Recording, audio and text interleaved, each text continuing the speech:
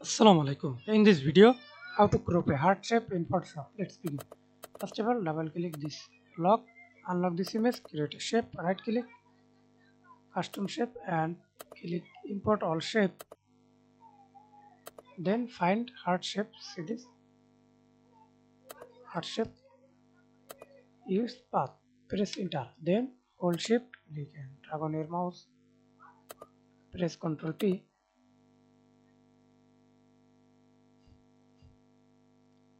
click OK, then crop, right click, convert to smart.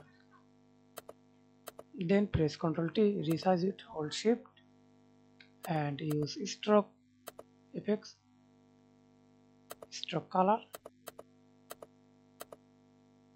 stroke size. That's it. Thanks for watching video. Please subscribe to my channel, like, comment, share.